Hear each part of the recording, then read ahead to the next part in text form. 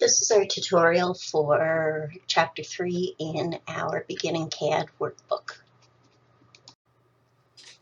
Okay, the learning objectives for chapter number 3 are to create a circle using 6 different methods, create rectangles with chamfers, fillets, width, and rotation, set grids and increment snap, draw using layers, control layers, and create layers. So the first command that we're going to look at is going to be circle. Circle is located on our draw panel. You can see there's a drop down for it. So depending on what information we have, we can create circles different ways. We're just going to look at the first 3 as they're the most common. So center radius, center diameter, and 2 point. So center radius, our command line is saying specify specific point. So we could either type in a value of an XY, or we can just pick a place. And I'm going to change my layer to make it easier to see. Okay, so I could create just a random circle of any size. Or I can click circle, select a point for it, and then my command line is saying specify radius. So I could type in 1, for instance, hit enter. So that circle has a radius of 1. If I wanted to double check, I can turn on something called Quick Properties, select it, and look at it. We'll go over quick properties later. Circle diameter. So select our center point, type in our diameter. So that circle has a diameter of 1. And the last one, circle 2 points. So say I wanted a circle to fit in between these two. I just touch 2 points.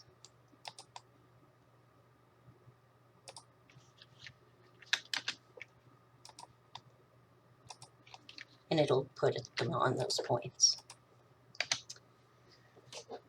So those are the first page 3-2, 3-3 in your workbook. The next command is rectangle. It's on the draw panel as well. So I can click rectangle, or I could type R in the command line. So we're going to create a rectangle. It says specify first corner. So we're going to just make a plain rectangle to begin with.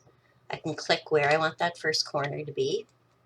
Then I can just drag my mouse and drop it to a random size.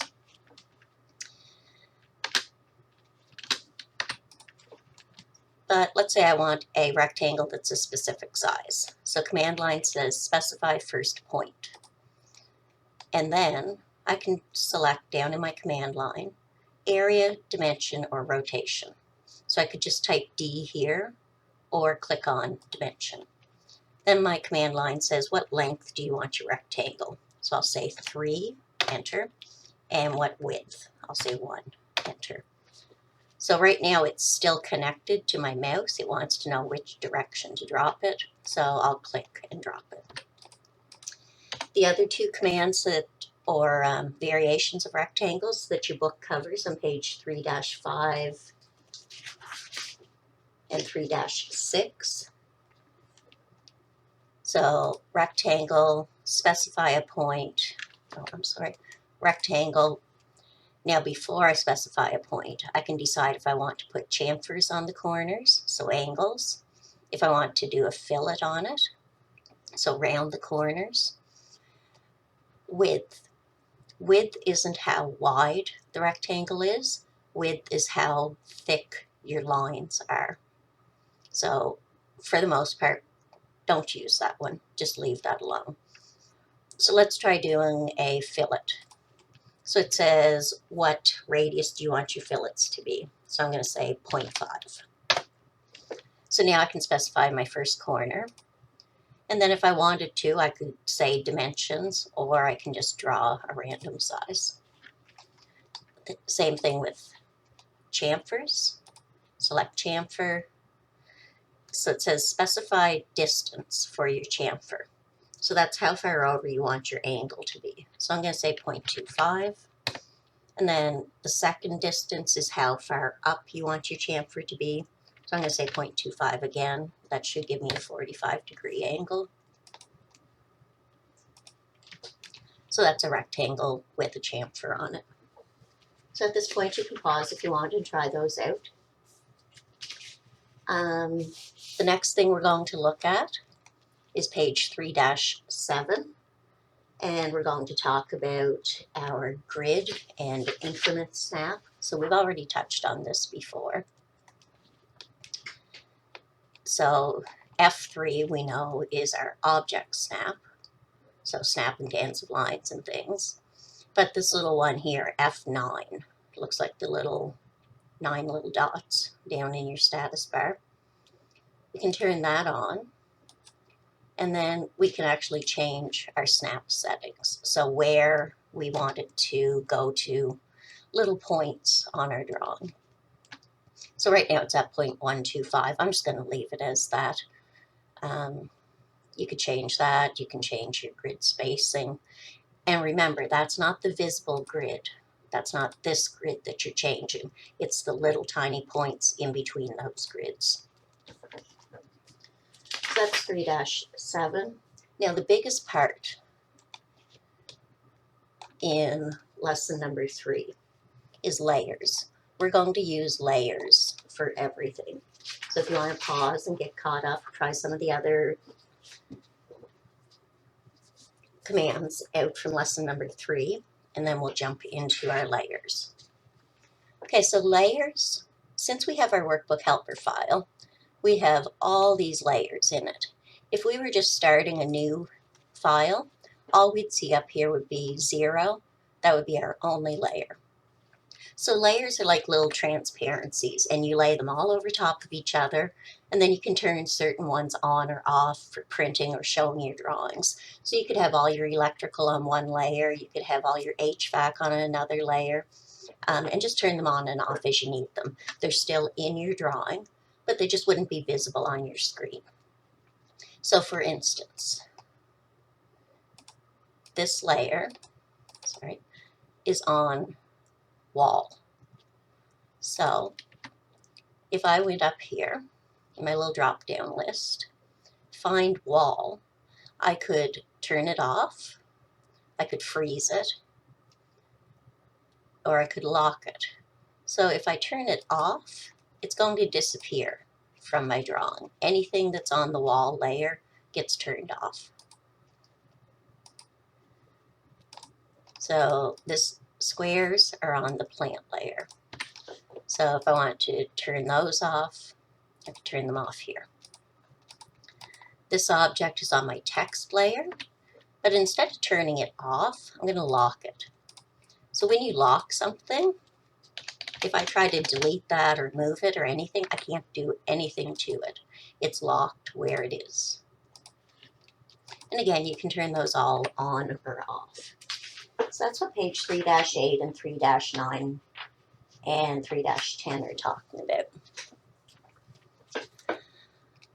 So if I wanted to, you'll see in your book on page 3-10, there's a whole palette that will open. I can click Layer Properties, and this new palette will open up.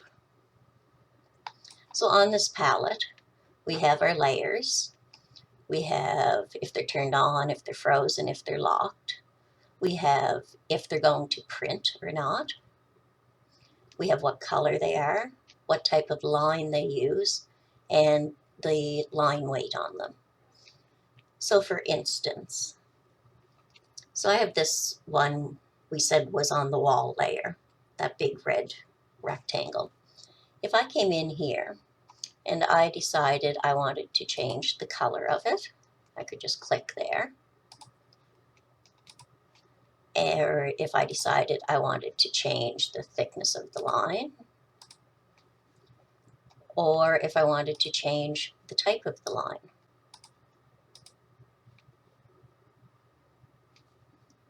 So I'm going to go and put those all back to normal so that my layers aren't a mess for the rest of my drawing. And continuous. So that's how we control our layers. But sometimes you're going to need to make layers. So let's look at how to create a layer, page 3-15 from your book. Up at the top of this layer palette, we have these little stacks of paper. There's one with a sun, one with a snowflake, and one with an X. So the one with the sun creates new layers. This is something called viewports. We're not dealing with those yet, so we're just going to skip that. And this one deletes layers. The last little one is set current, but so if I was to start drawing right now, anything I draw would be on layer 0 because it has a check mark beside it. If I wanted what I was drawing to be on the text layer, I'd double click that. Now anything I draw is on the text layer. I'm just going to close this palette for 1 sec. So up here, instead of going into the layer palette, you can just change them here. So anything I draw right now will be on the hatch layer. Anything I draw will be on the object layer. So I'm just going to show you how to create a new layer. So you click the little stack of paper, new layer, it has the sun on it, and it wants us to give it a name. I'm just going to call it new layer. And I'm going to assign a color to it, whatever colors you want, I guess. I'm going to make them purple. And I'm just going to leave these settings alone. But let's say I want to change the line type. So I could have center, continuous, dot, hidden, phantom. But we know there's more line types than those. So we're going to hit load. And this is every line type that AutoCAD has in it. So I'm just going to pick zigzag. Select it here and say OK. So I just loaded a new line type into this drawing, and then I assigned it to my new layer. So I'm going to make my new layer current, make that active, and then I'm just going to draw a line.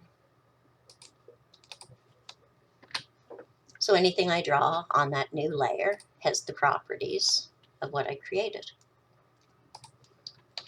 Okay, and getting rid of layers is the same way. So if I tried to delete this layer right now, it wouldn't let me because it's the active one. So I'm going to change my active layer. Then I'm going to click on new layer once, just to select it. I'm going to hit delete. So it's gone now. So that's creating layers, assigning line types to them, and deleting them, and just using layers in general. So you can go ahead and play around with your layers. The exercises, exercise 3A in your book, I'd say try some of those out. You don't have to make all those lines, but just try some of them. Exercise 3B is just working with your snaps and setting your grids. Exercise 3C gives you some different rectangles to try out, so you can play with those. But then exercise 3D and 3E.